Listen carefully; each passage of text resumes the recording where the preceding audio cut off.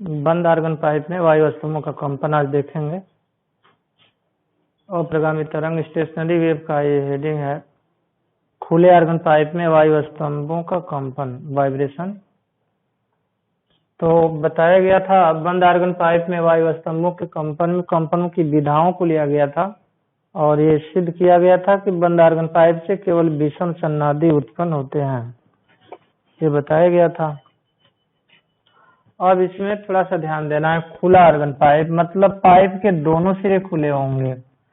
तो पाइप के जब दोनों सिरे खुले हैं, एक सिरा x बराबर 0 पर रखेंगे तो दूसरा सिरा पाइप का x बराबर l, मतलब ये पाइप l लंबाई का है।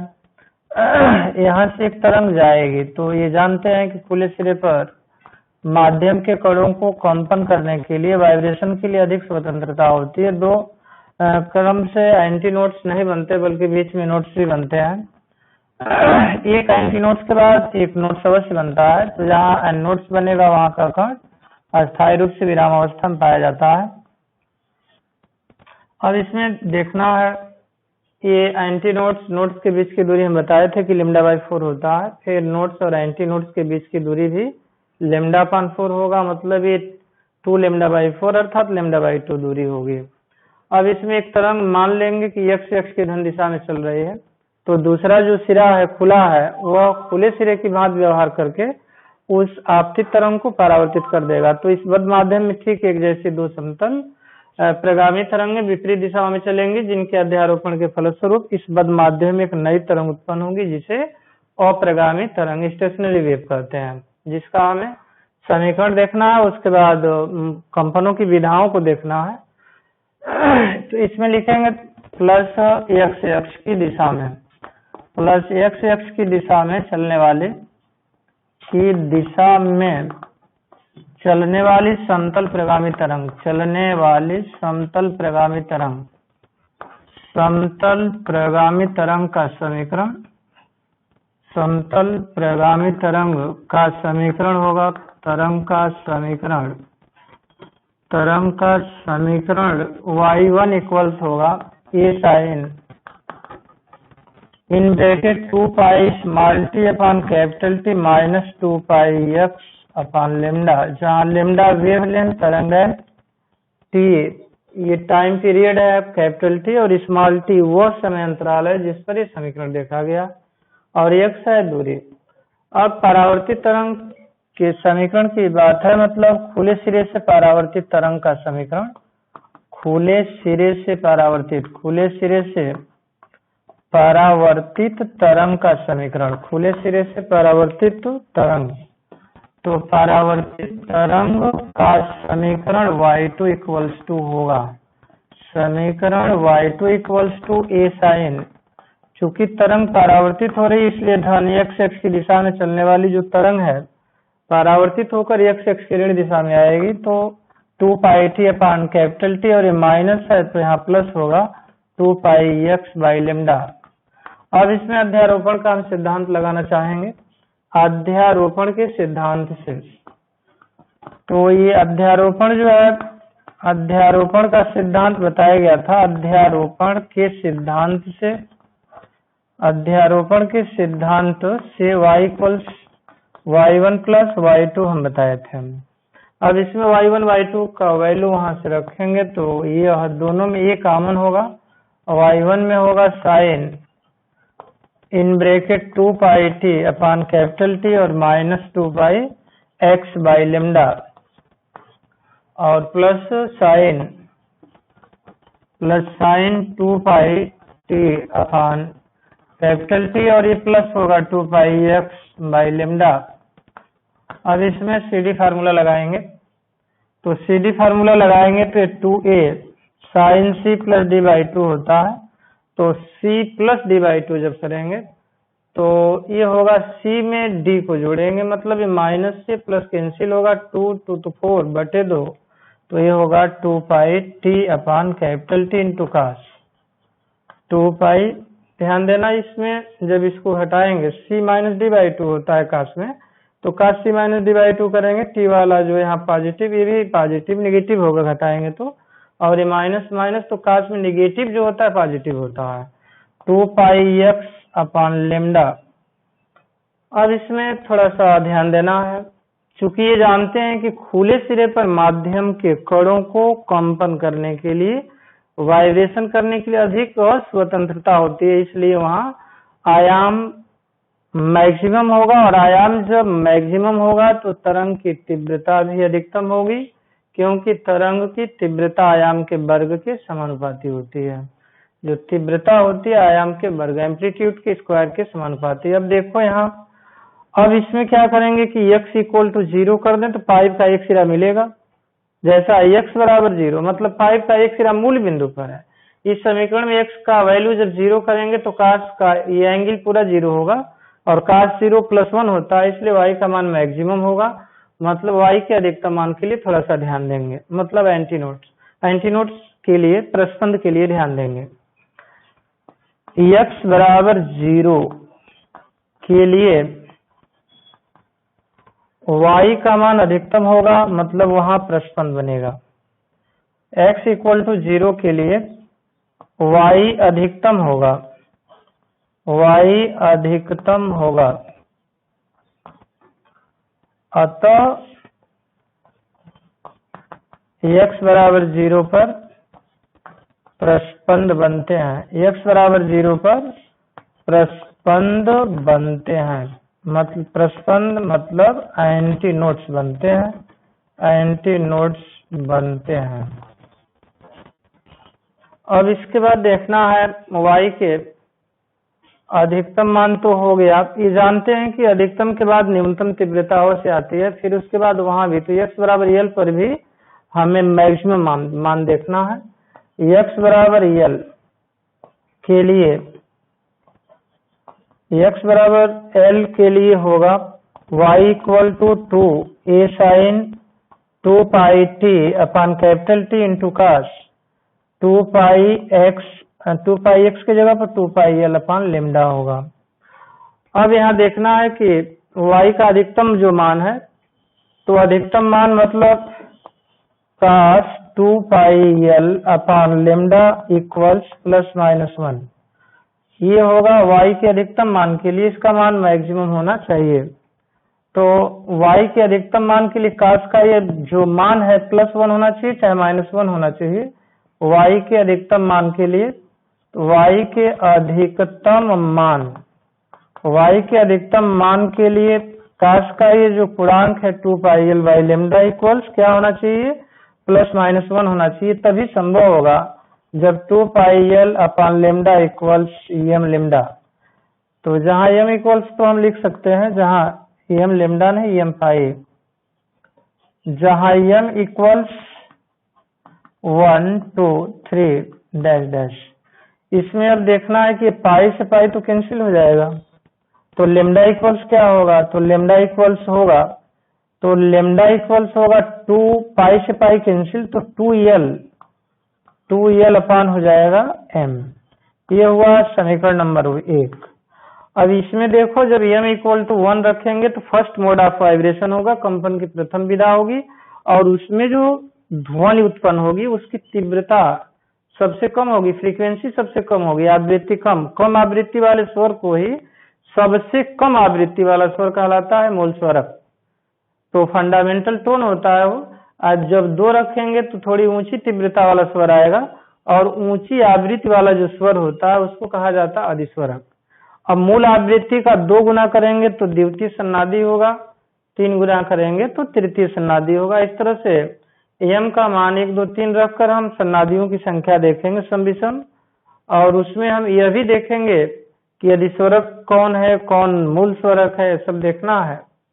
अब इसमें तो समीकरण नंबर 1 हो गया। अब कंपन की प्रथम विधा में देखना है, फिर कंपन की द्वितीय विधा में। प्रथम विधा के लिए तो m बराबर 1 लिखेंगे। कंपन की प्रथम विधा, फर्स्ट मोड ऑफ वाइब्रेशन, कंपन की प्रथम विधा। अब देखना है कंपन की प्रथम विधा क्या है। कंपन की प्रथम विधा, पहला ये नंबर है कंपन की प्रथम विधा। कंपन की प्रथम विधा तो कंपन की प्रथम विधा फर्स्ट मोड ऑफ वाइब्रेशन में ध्यान देना, ये फर्स्ट मोड ऑफ वाइब्रेशन,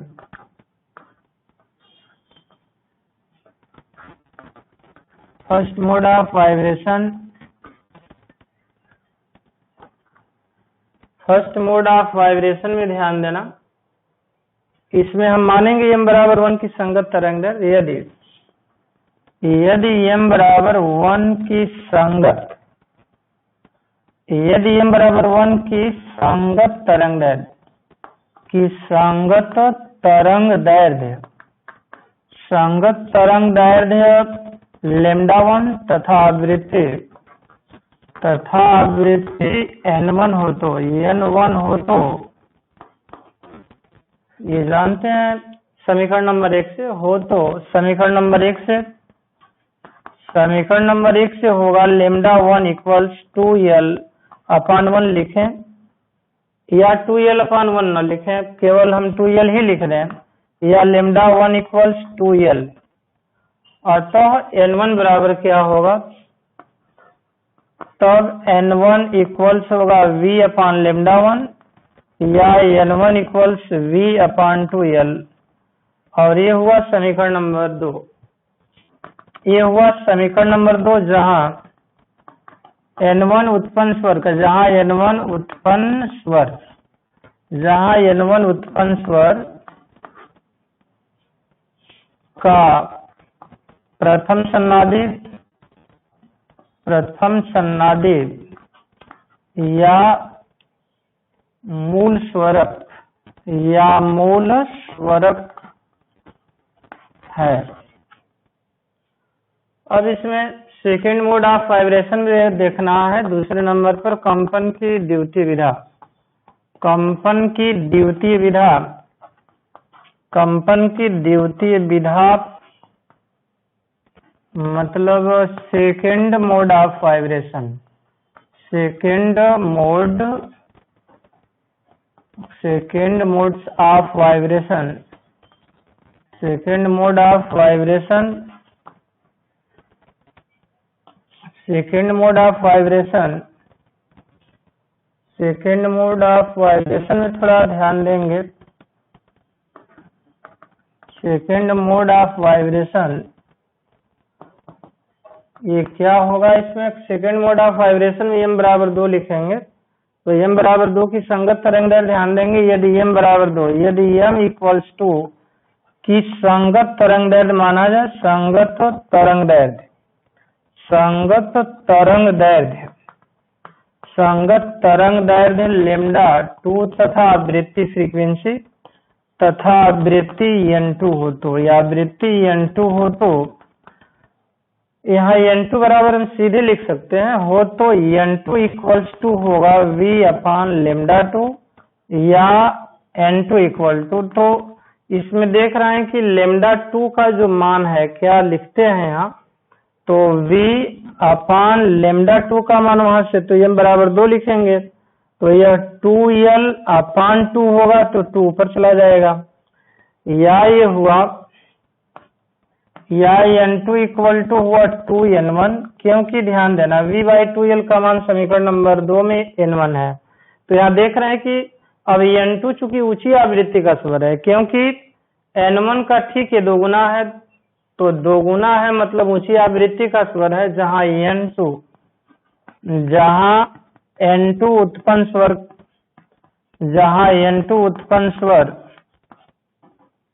का द्वितीय सन्नादी, क्योंकि मूल आवृत्ति का ठीक दोगुना है, द्वितीय सन्नादी अथवा प्रथम अधिस्वरक, द्वितीय सन्नादी अथवा प्रथम, द्वितीय सन्नादी अथवा प्रथम अधिस्वरक है, अथवा प्रथम अधिस्वरक, प्रथम अधिस्वरक है।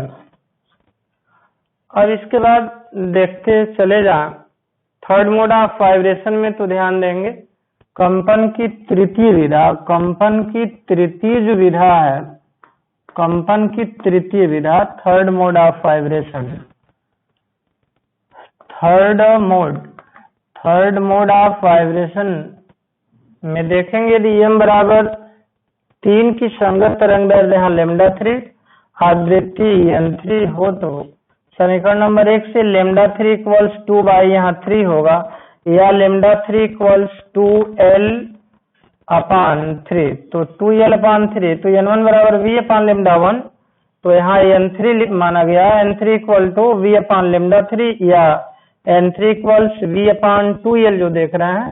तो यहाँ थोड़ा सा ध्यान देंगे कि λ3 का मान है 2l/3 तो ये 3 ऊपर चला जाएगा तो ये होगा 3v अपान 2l जहाँ n3 उत्पन्न स्वर का जहाँ n3 उत्पन्न स्वर का ये तृतीय सन्नादी होगा क्योंकि मूल आवृत्ति का ये ठीक 3 गुना है। तृतीय सन्नादी अथवा ये द्वितीयक अधिस्वरक द्वितीय अधिस्वरक ओवरटोन है सेकेंड ओवरटोन है। अब इसमें देखना है ये तो समीकरण नंबर हो गया जैसे ये 2 हुआ है तो इसको यहाँ मानेंगे यह 3 मान लेंगे इसको मान लेंगे कि ये 4 होगा। अब इसके बाद देखना है समीकरण नंबर 2 3 और 4 से तो समीकरण नंबर ध्यान देंगे समीकरण नंबर 2 3 और 4 से होगा n1 संबंधे n2 संबंधे n3 संबंधे dash dash. तो n1 का मान तो देख रहे थे कि ये था अभी हम v अपान 2l बताए हैं या ये है n1 मान लेते हैं n2 कितना था तो मूल आवृत्ति का ठीक 2 गुना था इसलिए यहाँ 2n1 और n3 अभी निकाला गया कि मूल आवृत्ति का कितना गुना है 3 गुना है। जैसे v/2l के जगह पर हम n1 लिख सकते हैं या n3 इक्वल टू 3n1 होगा। v/2l का मान बताए हैं अभी कि ये होता है 3n1 के बराबर v अपान 2l होता है n1 3 है तो 3n1 ये होगा समीकरण नंबर 4। चूंकि ये देख रहे हैं कि मूल आवृत्ति n1 का 3 गुना है इसलिए तृतीय सन्नादी अथवा द्वितीय अधिस्वरक। अब समय ये n1 संबंधी n2 संबंधी n3 इक्वल टू n1 की जगह पर तो n1 n2 2n1 और n3 की जगह पर यहाँ 3n1 या ये होगा n1 संबंधी n2 संबंधी n3 इक्वल्स 1 संबंधी 2 संबंधी 3 संबंधी डैश डैश। इसमें हमें देखने पर पता चल रहा है कि इसमें सम और विषम दोनों प्रकार के सन्नादी आते हैं ओट्स आते हैं इसलिए खुले आर्गन पाइप से संगीत में म्यूजिकल साउंड उत्पन्न की जा सकती है। खुले आर्गन पाइप से सम और विषम सन्नादी उत्पन्न होने के कारण इससे संगीतमय ध्वनि उत्पन्न की जा सकती है जैसा कि बांसुरी देखे होंगे। तो अतः स्पष्ट है कि खुले आर्गन पाइप से सम और विषम दोनों प्रकार के सन्नादी उत्पन्न होते हैं। अतः स्पष्ट है कि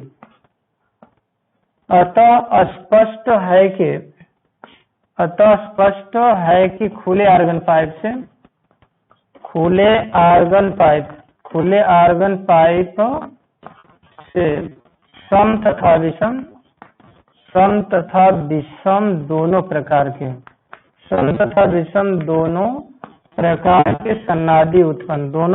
के सन्नादी उत्पन्न किए जा सकते हैं सन्नादी उत्पन्न होते हैं। तो सिद्ध करने के लिए आएगा एग्जाम में तो हम सिद्ध कर सकते हैं कि खुले आर्गन पाइप में कहेगा सिद्ध कीजिए कि खुले आर्गन पाइप में सम और विषम दोनों प्रकार के सन्नादी उत्पन्न होते हैं। तो इस तरह से हम प्रूव करेंगे सिद्ध करेंगे। और इसमें ध्यान देंगे जो खुले आर्गन पाइप का जो प्रथम अधिस्वरक है वो मूल आवृत्ति का कितना होता है 2 गुना। अब बंद आर्गन पाइप का यदि प्रथम अधिस्वरक लेंगे तो मूल आवृत्ति का 3 गुना होगा। अंतर है दोनों में और अंतर है फर्स्ट ओवरटोन तो दोनों में प्रथम अधिस्वरक लेकिन उसमें मूल आवृत्ति का 3 गुना और इसमें मूल आवृत्ति का 2 गुना। उसमें यदि द्वितीय अधिस्वरक की बात आई तो मूल आवृत्ति का 5 गुना था लेकिन इसमें द्वितीय अधिस्वरक है मूल आवृत्ति का 3 गुना। अब इसके बाद हम देखना ही चाहेंगे कि समान लंबाई का खुला आर्गन पाइप ले लें और उसी लंबाई का बंद आर्गन पाइप ले लें और दोनों की मूल आवृत्तियों में संबंध देखा जाए कि कितने का होता है। समान लंबाई के खुले तथा बंद आर्गन पाइप की मूल आवृत्तियों में संबंध। क्वेश्चन सॉल्व करने के लिए थोड़ा इम्पोर्टेंट है ये। लंबाई आर्गन पाइप की तो दोनों में सेम रहेगी। समान लंबाई के बंद तथा खुले आर्गन पाइप की मूल आवृत्तियों में संबंध। लंबाई तो दोनों की सेम होगी। समान लंबाई के खुले तथा बंद आर्गन पाइप की मूल आवृत्तियों में संबंध, ध्यान देना। समान लंबाई के समान लंबाई की मूल, समान लंबाई के बंद, समान लंबाई के बंद व खुले आर्गन पाइप, खुले आर्गन पाइप की मूल आवृत्तियों में संबंध, की मूल आवृत्तियों में संबंध, मूल आवृत्तियों में संबंध, ध्यान देना, मूल आवृत्तियों में संबंध। अब इसमें देखेंगे बंद आर्गन पाइप के लिए। तो बंद आर्गन पाइप के लिए बताया गया था बंद आर्गन पाइप। तो बंद आर्गन पाइप के लिए N1 बराबर हम क्या बताए थे, N1 बंद। तो N1 बंद तो जान रहे हैं कि मूल आवृत्ति है बंद आर्गन पाइप का, वो कितना होता है बताया गया था कि ये V अपान होता है 4L। इसको मान लेते हैं कि समीकरण नंबर 1 हो गया। इसी प्रकार N1 खुला, तो इसी प्रकार N1 खुले के लिए भी बताएं। इसी प्रकार N1 खुला और N1 खुले आर्गन पाइप की मूल आवृत्ति तो बताएं अभी कि V अपान 2L होता है। दोनों में लंबाई सेम है। समीकरण नंबर 1 हो गया 2। अब दोनों समीकरणों की सहायता से संबंध देखना चाहेंगे खुले और बंद आर्गन पाइप में। तो समीकरण 1/2 करेंगे। समीकरण नंबर 1/2 से होगा N1 बंद अपान N1 खुला। तो ये V से भी L से L तो कट जाएगा। N1 बंद की जगह पर 1/4 और इंटू लिखा जाए तो 1/2 तो ऊपर चला जाएगा 2, या ये होगा N1 बंद और ये बराबर N1 बंद अपान N1 खुला इक्वल्स टू होगा N1 खुला बराबर होगा 1/2। तिरिया गुणा करेंगे तो N1 खुला बराबर होगा N1 खुला इक्वल्स ये 2N1 बंद होगा। जिससे स्पष्ट हो रहा है कि बंद आर्गन पाइप, समान लंबाई के बंद आर्गन पाइप की मूल आवृत्ति का 2 गुना खुले आर्गन पाइप की मूल आवृत्ति होती है। आ रही है बात समझ में? देखो ये N1 बंद का 2 गुना खुले आर्गन पाइप की मूल आवृत्ति के बराबर होता है। मतलब एक संबंध है 2 का अनुपात होता है इसमें।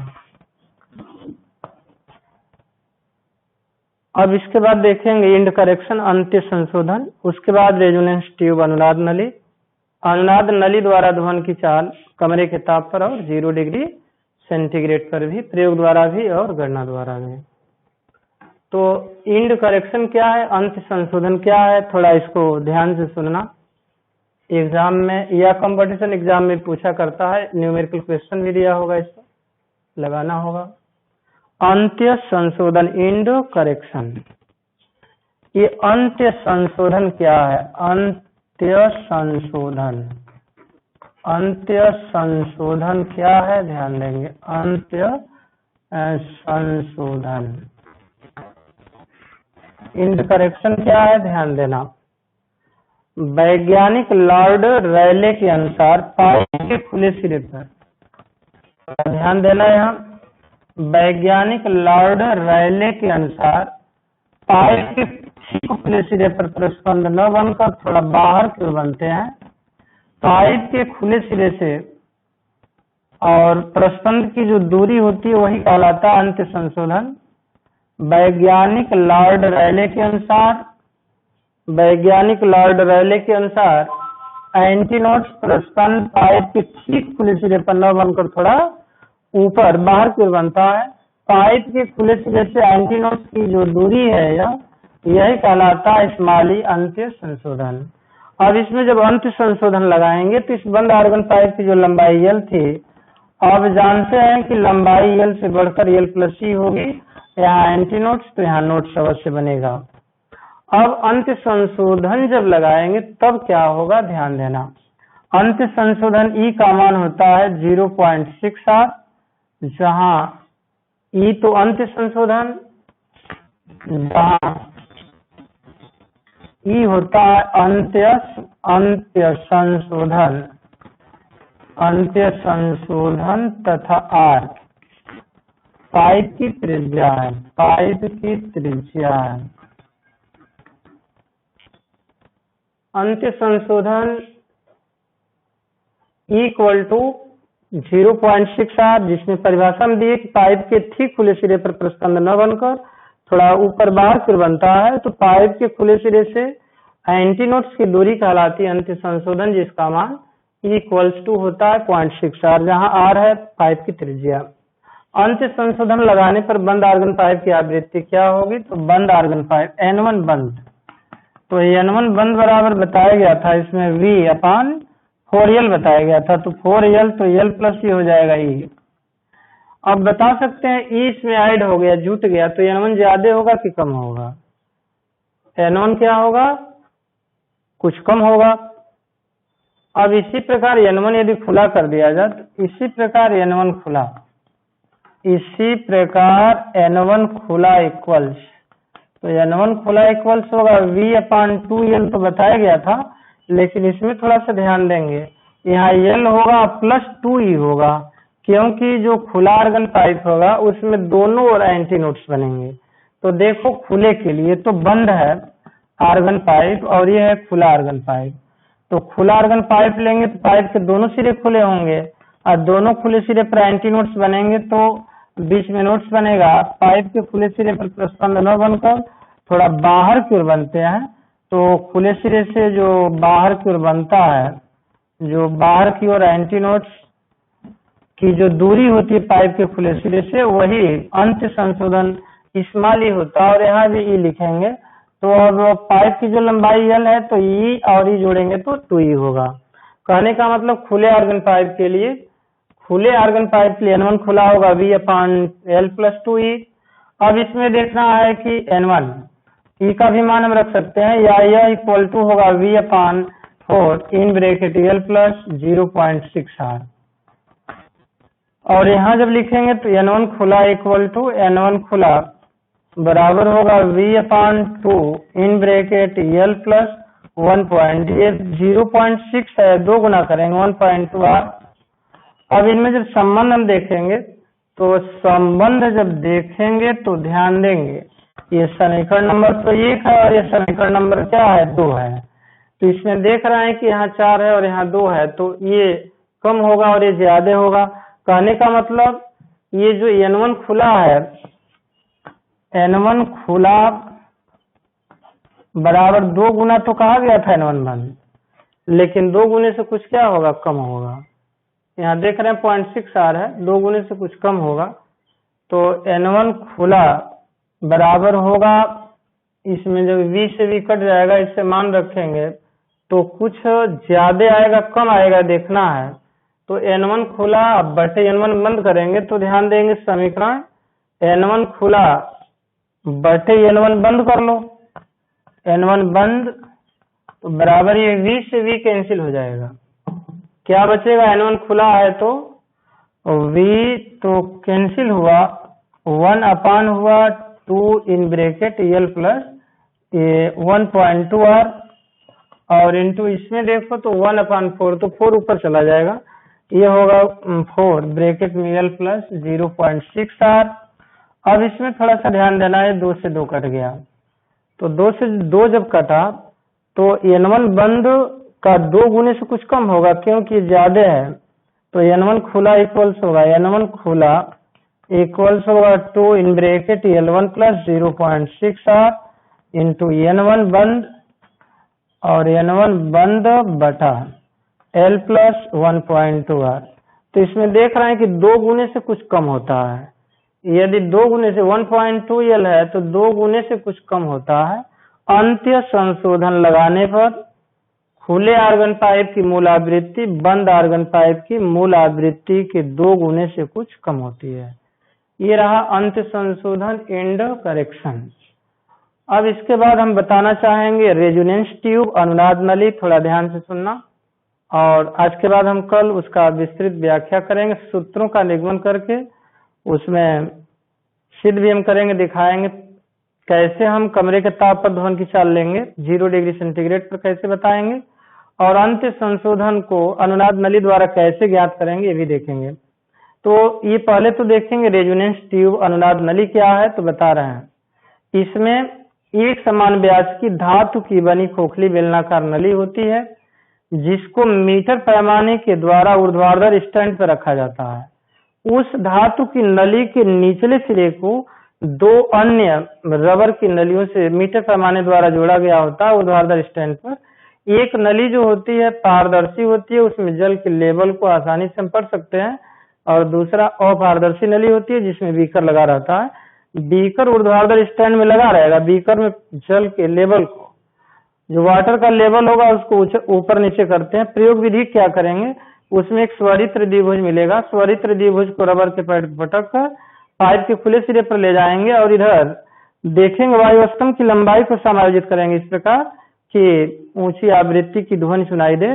स्वरित्र द्विभुज को जब बजा कर रखेंगे तेज ध्वनि सुनाई देगी, और जहाँ तेज ध्वनि सुनाई देगी वही अनुनाद की स्थिति होगी।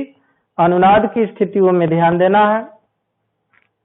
अनुनाद में बताया गया था जब कंपन करने वाली वस्तुओं की स्वाभाविक आवृत्तियां बराबर हो जाए तो प्रणोदित कंपनों का आयाम अनंत हो जाता है और ये घटना अनुनाद कहलाती है, रिजोनेंस कहलाता है। पाइप तो होगा उसमें जल भरा रहेगा, ऊपर वायु भरी रहेगी। जब स्वरित्र द्विभुज को बजा कर रखेंगे तो उसके वाइब्रेशन स्वरित्र द्विभुज में जो वाइब्रेशन होंगे वह वायु स्तंभ के वाइब्रेशन के ठीक बराबर होगा, तब प्रणोदित कंपनों का आयाम अनंत होगा। और आयाम जब अनंत होगा तो तेज ध्वनि सुनाई देगी क्योंकि तीव्रता जो होती है आयाम के वर्ग के समानुपाती होती है। अनुनाद की पहली स्थिति हम L1 नोट कर लेते हैं, फिर उसके बाद खिसका कर नीचे ले जाएंगे तो एक और स्थिति ऐसी मिलेगी जहां तेज ध्वनि सुनाई देगी, उसको भी नोट कर लेंगे L2। और जैसे L1 L2 मालूम हुआ, हम ध्वनि की चाल V के लिए सूत्र कल बताएंगे। कल लेसन समाप्त हो जाएगा, यह न्यूमेरिकल क्वेश्चन भी लगाना, नहीं आएगा तो हम बताएंगे। कई मिनट हुआ है?